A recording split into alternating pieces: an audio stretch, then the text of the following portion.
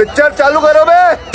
Video शुरू करने से पहले यहाँ एक चीज मैं साफ कर दूं, इससे पहले कि कुछ लोग रोएं कि बार बार सरकार को क्यों बीच में लाते हो, हमारे पापा की इसमें क्या गलती है। यहाँ देश के इतिहास में दोस्तों बहुत से प्रधानमंत्री आए हैं और गए हैं, लेकिन इतनी अजीबोगरीब बातें आज तक किसी प्रधानमंत्री ने नहीं करी है। ये जो गोल्ड है बहनों का, गोल्ड ले लेंगे। अच्छा, कभी कहते हैं कांग्रेस आपका मंगलसूत्र छीन ले जाएगी, तो कभी कहते हैं मटन बनाकर कांग्रेस मौज कर रही है। मटन बनाने का मौज ले रहे हैं। अच्छा क्या वो देश के लोगों को चिढ़ाना चाहते हैं। मम्मी ये देखो मुझे चिढ़ाना चाह रहे हैं क्या? 4 साल के बच्चे हैं क्या देश के लोग जो चिढ़ाना चाहेगा उन्हें कोई?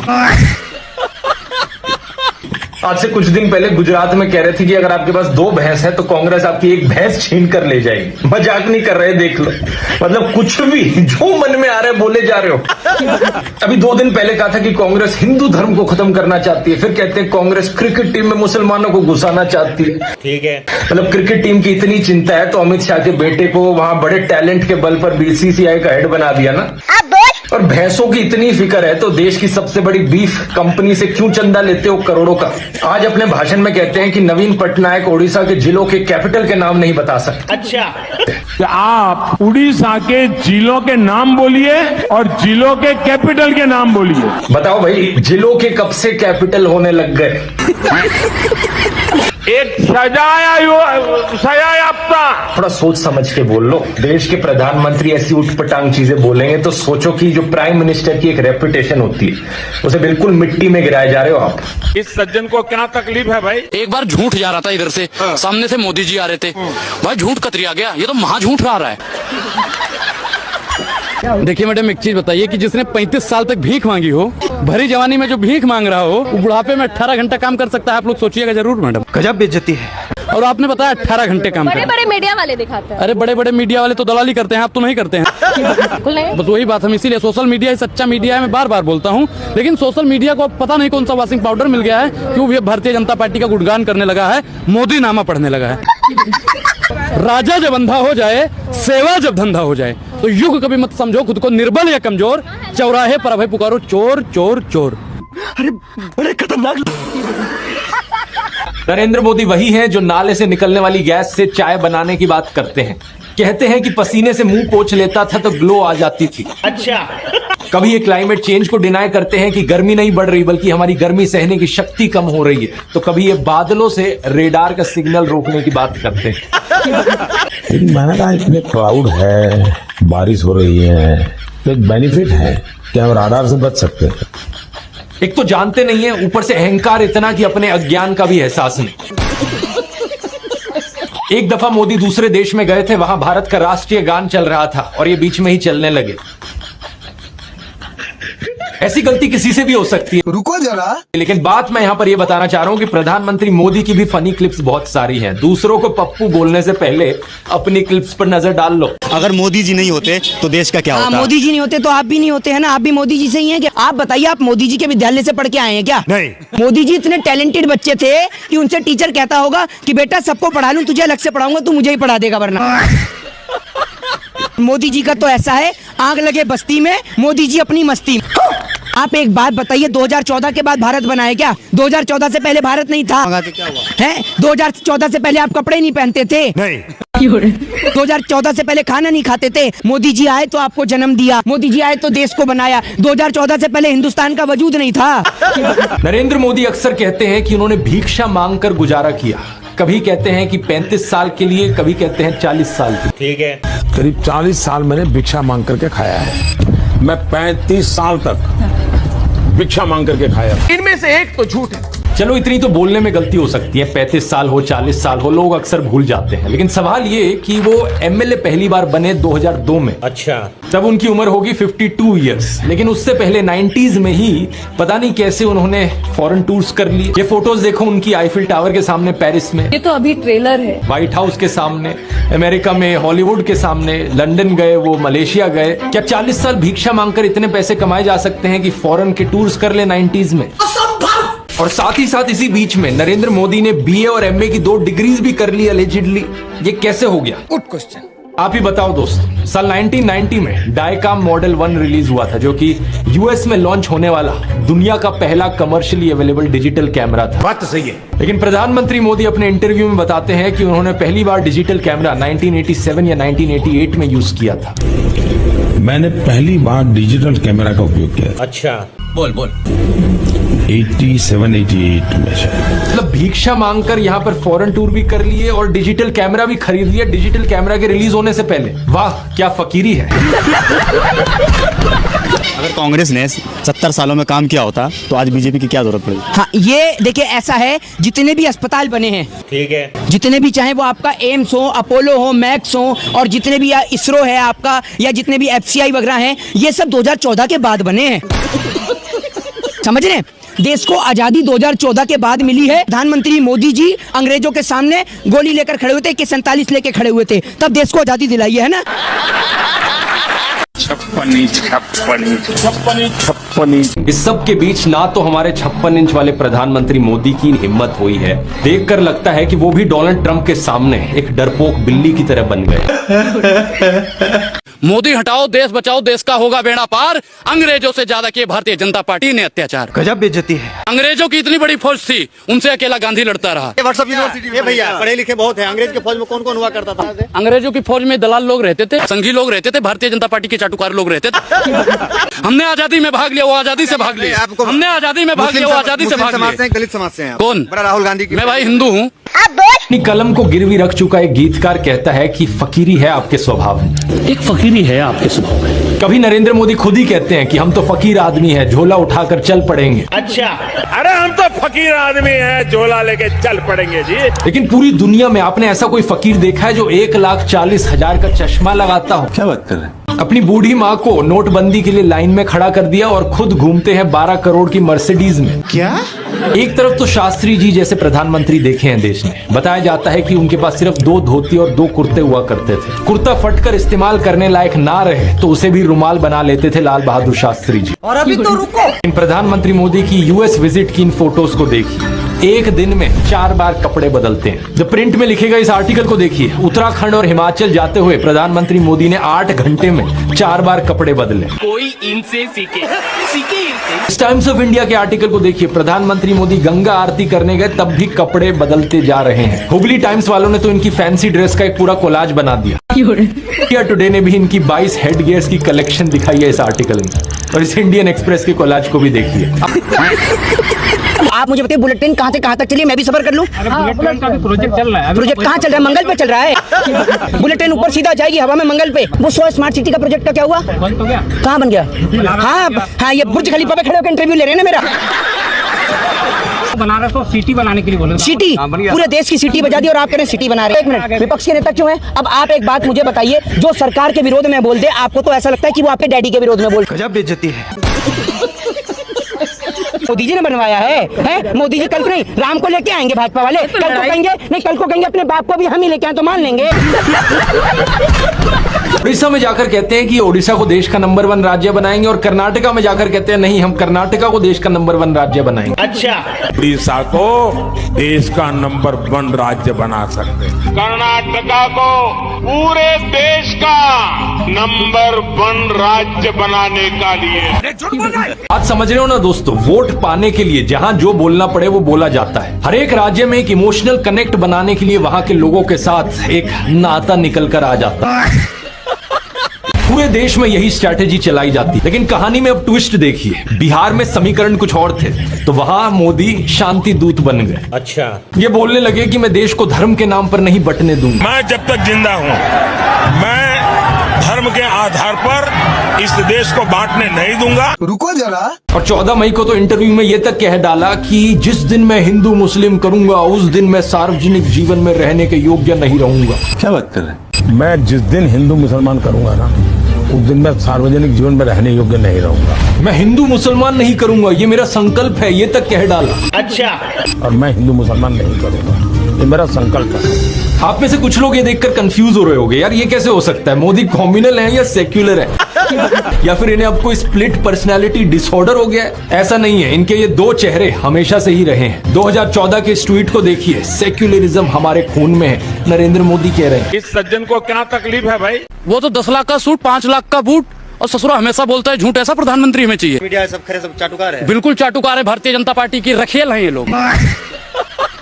राहुल गांधी को महिलाओं से थोड़ी दूरी बना के रहना चाहिए। भैया दूरी बना के बिल्कुल रख रहे भैया, उन्होंने शादी ही नहीं करी। एक ढोंगी प्रधानमंत्री बन गया। गजब बेइज्जती है भैया, उसने अपनी पत्नी का त्याग कर दिया जानबूझ के, जनता को दिखाने के लिए। अंदर कुछ भी करता हो हमें नहीं पता। यार अब तो हद ही कर दी है। इंटरव्यू में कहते हैं कि महात्मा गांधी को गांधी मूवी आने से पहले कोई जानता ही नहीं था। कोई नहीं जानता, माफ करना मुझे। अच्छा, पहली बार जब गांधी फिल्म बनी तब दुनिया में क्यूरियोसिटी हुई, अच्छा ये क्या कौन है। अच्छा, अरे क्या मजाक लगा रखा है। 1930 की टाइम मैगजीन का पर्सन ऑफ द ईयर देख लो कौन था, महात्मा गांधी जी थे। बात तो सही है। 3 बार टाइम मैगजीन पर फ्रंट पेज पर उनकी फोटो छपी थी। अरे पूरी दुनिया जानती थी उन्हें 1930s 40s से ही, और कहते हो कि कोई जानता ही नहीं था। मतलब जानकारी नहीं है तो चुप बैठे रहो। मुझे तो हैरानी होती है सही में कि आज के दिन भी देश में कुछ ऐसे लोग बचे हैं जिन्हें लगता है कि एक ऐसा इंसान अभी भी देश का प्रधानमंत्री बनने लायक है जो ऐसी उठपटांग बातें करता है। इतनी अजीबोगरीब बातें हैं। क्या अभी एक भाषण में कहा था कि संडे की छुट्टी जो है वो क्रिश्चियंस की वजह से होती है। अच्छा, रविवार को छुट्टी होती है, हॉलीडे। तो ईसाई समाज हॉलीडे मनाता है, तो तब से रविवार परंपरा शुरू हुई। अब रविवार को हिंदुओं से जुड़ा हुआ नहीं है। अरे तो क्या संडे की छुट्टी पर अब बैन लगाना चाहते हो? इससे पहले एक इंटरव्यू में कहते हैं कि मेरी माँ के गुजर जाने के बाद मैं कन्विंस्ड हूँ कि मुझे मेरी माँ ने पैदा नहीं किया है। पहले जब तक माँ जिंदा थी मुझे लगता था कि शायद बायोलॉजिकली मुझे जन्म दिया गया है। माँ के जाने के बाद मैं कन्विंस हो चुका हूँ अच्छा, कि परमात्मा ने मुझे भेजा है। ये ऊर्जा बायोलॉजिकल शरीर से नहीं मिली है। कोई भी मानसिक रूप से नॉर्मल इंसान ऐसी बातें करेगा क्या? मतलब सोचकर देखो, अगर आपका दोस्त ऐसी चीजें बोलने लग जाए, अब क्या आपको क्या लगेगा अपने दोस्त के बारे में? सुन तो लीजिए, ये भाषण जो मैं देश नहीं बिकने दूंगा मोदी जी ने झुग्गी में से कहा था। ये भी तो पूरी बड़ी मंच लगा के ही कहा था मोदी जी ने कि मैं देश नहीं बिकने दूंगा। आप ये देखो, सब कुछ तो इन्होंने बेच दिया, बचा ही क्या है। जब हमारा पहना हुआ अंदर वाला अंडरवियर भी उतरवा देंगे, वापस से पत्ते पहनवा लेंगे, मैं आदिवासी बना देंगे, तभी आपको समझ में आएगा। अरुणाचल में चीन भाग गया, खाली पैरों पीछे भाग गया। अच्छा, तो मोदी जी ने भगाया है? हेलमेट पहन के वहां पे लड़ने के लिए गए थे ये? मोदी जी ने भगाया है? अरे हमारी सेनाओं ने भगाया है भैया, मोदी जी ने भगाया है। कैसी बात करते हो आप लोग? शर्म नहीं आती मोदी जी की तारीफ करते हुए आपको? एक बात बताओ, सेना ने खदेड़ा है या मोदी ने खदेड़ा है, ये बता दो आप मुझे। मोदी जी है प्रधानमंत्री ना, क्रेडिट तो दोगे ना। ए पत्रकार, सत्ता के दलाल। साल 2005 में दोस्तों अक्षरधाम मंदिर का इनॉग्रेशन हुआ था। इस फोटो को देखिए। अच्छा, प्रधानमंत्री मनमोहन सिंह, राष्ट्रपति एपीजे अब्दुल कलाम, विपक्षी नेता लाल कृष्ण आडवाणी, ये सभी लोग कई सारे साधुओं के साथ देखे जा सकते हैं। रुको जरा। लेकिन अब राम मंदिर की इनॉग्रेशन को देखिए, कौन दिख रहा है यहाँ पर? सिर्फ एक अकेले नरेंद्र मोदी। सिक्योरिटी वालों को भी दूर कर दिया। न्यूज लॉन्ड्री ने एक रिपोर्ट की जिसमें दिखाया गया कि कैसे गांधी दर्शन म्यूजियम, गांधी स्मृति केंद्र और खादी ग्रामोद्योग जैसी अलग अलग साइट्स पर नरेंद्र मोदी के फोटोज और कोट्स घुसाए। अरे साला, यहाँ जगह जगह लिखा हुआ है गांधी दर्शन, लेकिन यहाँ आकर पता चलता है कि गांधी दर्शन कम है, यहाँ मोदी जी के दर्शन ज्यादा हो रहे हैं। बात तो सही है। लेकिन ठीक अगर इसके आप ऊपर देखेंगे तो इस तस्वीर में यहाँ गांधी जी हैं और यहाँ प्रधानमंत्री नरेंद्र मोदी। ये सब क्या देखना पड़ रहा है? तस्वीर में पीएम मोदी फोटो है इतनी बड़ी, वहीं गांधी जी से शर्म है कुछ? ओलंपिक पदक विजेताओं का सम्मान समारोह हुआ तो उसका पोस्टर देखिए। ये लेफ्ट में है मेडल जीतने वाले और फोटो के राइट में नरेंद्र मोदी की फोटो। वाह मोदी जी वाह। सरकारी स्कीम से लेकर सड़कों और अस्पतालों के नाम नरेंद्र मोदी के नाम पर है। नमो किसान सम्मान दिवस, नमो फ्री डायलिसिस सेंटर, नमो डे केयर सेंटर, नमो मोबाइल हेल्थ केयर यूनिट। अभी और सुनिए, नरेंद्र मोदी मेडिकल कॉलेज, नरेंद्र मोदी मार्ग, मोदी आवास घरकुल योजना। 2013 में बत्तखों के साथ फोटोशूट, कभी मोर को दाना खिलाने का वीडियो बन रहा है, ये तो अभी ट्रेलर है। कभी मॉर्निंग एक्सरसाइज का वीडियो बन रहा है तो कभी बीच वाला फोटोशूट, जिम वाला फोटोशूट, जंगली सफारी करते हुए फोटोशूट, फोटो खींचते हुए फोटोशूट। आत्ममुग्ध होने का इससे बड़ा उदाहरण क्या होगा कि मुफ्त राशन के थैलों से लेकर कोविड वैक्सीन के सर्टिफिकेट पर भी अपनी फोटो छपवा ली। वाह मोदी जी वाह। प्रधानमंत्री मोदी ने चोरों से सावधान किया है। तो चोर तो प्रधानमंत्री नरेंद्र मोदी जी है भाई। जो चौकीदार था वही चोर बन गया। अच्छा एक चीज बताइए, विकास क्या है आपकी भाषा में? मतलब तरक्की होना चाहिए। ये फंस गया सी। तरक्की होना चाहिए। अब भाजपा की सरकार में 10 साल में बताइए कौन सी तरक्की हुई है? तरक्की है बस शौचालय देखिए कितना शौचालय बना। अच्छा हुआ कि कांग्रेस ने स्कूल और अस्पताल बना दिया था, नहीं तो ये चुनाव चल रहा था साहब, उसे मोदी जी के शौचालय में जाके मतदान करना पड़ता। अच्छा हुआ, शुक्र है, धन्यवाद कांग्रेस। गजब बेइज्जती है। डाल देंगे मोदी जी भी तो वो कांग्रेस के स्कूल में। बिल्कुल, मोदी जी जहाँ पढ़े हैं वो भी कांग्रेस ने बनाया, आप लोगों ने जहाँ तक पत्रकारिता की वो भी कुछ तो बनाया होगा 10 साल। बेवकूफ। संबित पात्रा ने हाल ही में कहा कि भगवान जगन्नाथ मोदी के भक्त हैं। सही सुना आपने दोस्तों, भगवान को ही मोदी का भक्त बना दिया। मोदी को भक्त जगन्नाथ। इतना ही नहीं, इससे पहले 2017 में संबित पात्रा ने कहा था कि मोदी इस देश के बाप हैं। तो मोदी जी आपके चाचा हैं क्या? मेरे चाचा नहीं, तो कौन है? इस देश के बाप हैं। लेकिन मुझे नहीं लगता दोस्तों मोदी के सपोर्टर्स को इन बातों से कोई आपत्ति होगी। अगर आपत्ति होनी होती तो तभी हो जाती जब नवंबर 2023 में बीजेपी के ऑफिशियल हैंडल ने इस फोटो को ट्वीट किया था। नरेंद्र मोदी को शेषनाग के साथ दिखा दिया और लिखा ओम श्री वेंकटेश्वर राय नमो नमः। क्या बात कर रहे हैं? आपत्ति होनी होती तो तभी हो जाती जब बीजेपी कर्नाटका ने इस फोटो को ट्वीट किया था और बीजेपी नेता शोभा करंदलाजे ने इस फोटो को ट्वीट किया था जिसमें नरेंद्र मोदी को भगवान राम से भी बड़ा दिखा दिया। शर्म है कुछ? मेरी मोदी भक्तों से अपील है, जब आप लोगों ने अपना एक नया भगवान चुन ही लिया है तो मोदी पंथ नाम से एक अलग रिलीजन भी बना लो ना अपना।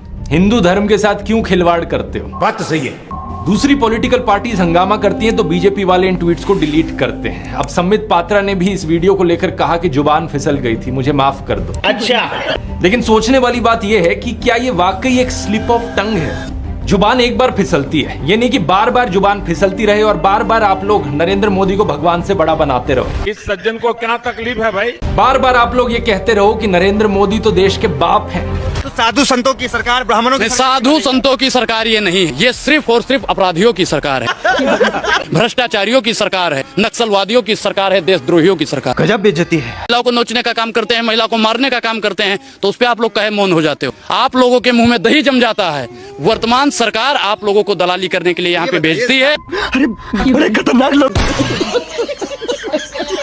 किसके इशारों पर नाच रहा है? कौन इशारों पे नाच रहा है? पहले तो आपकी मीडिया ही इशारों पे नाच रही है। जब बेइज्जती है। कौन नाम लेके बताओ, कौन एंकर इशारों पर नाच रहा है? एक की हिम्मत है नाम लेने की? अरे रूबिका पूछती है, चित्रा सवाल। अच्छा, वो कब हो गया ये? सवाल पूछता है। आवड़ों की बात कर रहे हो, अंजना की, जो कहती है मेरा नाम अंजना ओम मोदी कश्यप है। हमारा धर्म खतरे में है, ये लोग तुम्हारे घरों में घुस जाएंगे, तुम्हारी भैंस खोल कर ले जाएंगे। नेता ने जोशीला भाषण दिया, माहौल गर्म हो गया। इसके बाद नेता गर्मी निकालने पहुंच गए होटल में। सही पकड़े हैं। जो होटल है 5 सितारा, जहां 25वीं मंजिल पर है स्विमिंग पूल, बेहद सुंदर नजारा। यहाँ नेता लोग, सेठ लोग, बड़े बड़े साहब लोग चंदे धंधे की जुगत लगाते हैं, मशरूम टिक्का खाते हैं। बाप रे, ये तो धोती खोल रहा है। उनके बच्चे विदेश में पढ़ने जाते हैं और वो नौकर जो साहब के आगे सलाम बजाते हैं, झूठी प्लेट उठाते हैं, उनके बच्चे जाते हैं धर्म बचाने। बात तो सही है। दंगों में मारे जाते हैं। तो कौन सी बड़ी बात है, गुलामों की अंतड़ियों पर ही रखी जाती रही हैं साहब लोगों की कुर्सियां। कभी आए उन्हें गुस्सा तो उनकी गर्मी निकाल दी जाएगी। अभी और सुनिए, बेरोजगारी की ठोकरें खाने में, जोर से नारे चिल्लाने में, धर्म को बचाने में, मर जाने में। गरीबी होती है जेब से, गुलामी दिमाग से होती है। ये बड़ी अच्छी बात कही है। माँ बाप से बच्चों में चली जाती है। ये गुलामी शायद मिट जाती है स्कूल में कविता पढ़कर, कुछ सोचकर, लेकिन मास्टर जी ने पेचीदा कविता का सरल अर्थ बच्चे को रटवा दिया। माँ ने उसे टीवी पर दिखा दिया एकता कपूर का सीरियल, किसी फर्जी बाबा का प्रवचन, बाप ले गया उसे नेता की रैली में, और ऐसे ही एक दिन वह गली में मारा गया। आप लोग कहते हो हिंदू खतरे में है, 20% मुसलमान है और हम खतरे में हैं, तो अखंड भारत बन जाएगा तो पाकिस्तान वाले भी आएंगे, बांग्लादेश वाले भी आएंगे, अफगानिस्तान वाले भी आएंगे। क्या बात कर रहे हैं? जितने देश है सबके मुसलमान आ जाएंगे, तो भैया हिंदू मूतना भी बंद कर देगा। अगर मूतेगा भी तो मुसलमानों से पूछ पूछ के तो हम तो बहुत खतरे में आ जाएंगे। भारत नहीं चाहिए क्या भैया? हमें अखंड भारत नहीं चाहिए, शाबाश बेटा। क्योंकि जो 20% को नहीं झेल पा रहा है वो 80% को झेल पाएगा। नहीं। नरेंद्र मोदी ने एक बार कहा था भगवान बुद्ध के साथ इनका सुखद संबंध है। भगवान बुद्ध के साथ मेरा एक और संबंध भी है, जिसमें अद्भुत संयोग भी है और जो बहुत सुखद भी है। कब हो गया ये? और एक बार इन्होंने कहा बोहरा मुसलमानों के साथ इनका पुराना रिश्ता है। साथियों, बोहरा समाज के साथ मेरा भी रिश्ता बहुत पुराना है। इतना ही नहीं, ईसाइयों के साथ भी इनका बहुत पुराना और आत्मीय नाता है। क्रिश्चियन कम्युनिटी के साथ तो मेरा संबंध कोई नया नहीं है। अच्छा, बहुत पुराना बड़ा आत्मीय नाता रहा है। एक बार इन्होंने कहा कि जीवन का एक महत्वपूर्ण कालखंड इन्होंने आदिवासियों के बीच बिताया है। जीवन का एक महत्वपूर्ण कालखंड मैंने आदिवासियों के बीच में बिताया है। तो कौन सा तीर मारा? तो एक बारी कहा बलिया के साथ भावुक रिश्ता है इनका। बलिया से मेरा एक भावुक रिश्ता। पंजाब के साथ भी इनका विशेष नाता रहा है और चीन के साथ भी इनका विशेष नाता रहा है। ये तो धोती खोल रहा है। पंजाब के साथ मेरा विशेष नाता रहा है। चीन के साथ मेरा निजी रूप से भी एक विशेष नाता है। फ्रांस के साथ भी इनका पुराना नाता रहा है और यदुवंश के साथ भी इनका रिश्ता नाता है। मेरा खुद का व्यक्तिगत रूप से फ्रांस के प्रति लगाव बहुत पुराना रहा है। कब हो गया ये? अरे यदुवंश के साथ तो हमारा रिश्ता है, हमारा नाता है। वाह क्या सीन है। साल से नाता जोड़ने के लिए इन्होंने कहा कि बचपन में ये कोलकाता की मेट्रो देखने आए थे। मैं बचपन में जब पहली बार कोलकाता आया तो एक आकर्षण था, जरा मैं मेट्रो देखूं। प्रॉब्लम बस ये है कि कोलकाता मेट्रो 1984 में शुरू हुई थी जब ये 34 साल के थे। अब बताओ दोस्तों, 34 साल का कोई बच्चा देखा है आपने? तो सुधार हुआ है ना। हाँ, शिक्षा में इतना बढ़िया सुधार हो गया कि स्कूल ही बंद हो गए। दीदी 10 लाख का सूट पहन के आ रहे हैं, ये कौन से विकास से लेकर आ रहे हैं? देश को नंगा कर दिया और खुद 10 लाख का सूट पहन रहे और आप अपनी प्रधानमंत्री मोदी मोदी मोदी। जनता ने जूता लेके इनकी धो दी धो दी धो दी। को अगर मैं बीजेपी का दलाल कहूँ तो आप बीजेपी के दलाल हैं। मोदी झूठ हाई स्कूल से पढ़ के आए हैं क्या? मोदी हाई स्कूल से झूठ सीख के आए हैं क्या? बोलना। नरेंद्र मोदी खुद को गंगा पुत्र कहा करते थे, तो अब नमामि गंगे के नाम पर वोट क्यों नहीं मांग रहे? क्यों नहीं मांग रहे वोट काम पर? इस सज्जन को क्या तकलीफ है भाई? ये मेक इन इंडिया का शेर याद है दोस्तों? अब तो ये शेर कहीं नहीं दिखाई देता किसी चुनावी पोस्टर पर। Make in India, made in India, आदर्श गांव, smart city, bullet train, 15 lakh, skill India, Mudra loan, look east policy, करोड़ों रोजगार, नारी शक्ति, बेटी बचाओ बेटी पढ़ाओ, कोरोना, अग्निवीर। अरे कुछ तो ऐसा होगा जिसके दम पर चुनाव लड़ सको। इस सज्जन को क्या तकलीफ है भाई? अभी बता है भाई। राहुल गांधी ने तो नरेंद्र मोदी को ओपन डिबेट के लिए भी चैलेंज कर दिया है। इतना अच्छा मौका है कि राहुल गांधी के साथ 1-on-1 डिबेट करें और बता दे लोगों को, बात तो सही है, देश की जनता को दिखा दें कि इन्होंने 10 साल में कितना काम किया। लेकिन ना तो इन्होंने कोई प्रेस कॉन्फ्रेंस करी इन 10 सालों में, ना कोई अनस्क्रिप्टेड इंटरव्यू किया जिसमें कोई खुलकर सवाल पूछ सके इनसे। तो कहां से इनमें हिम्मत होगी एक डिबेट करने की? गजब बेइज्जती है। Allow to rest purple water. बस हवा निकल गई।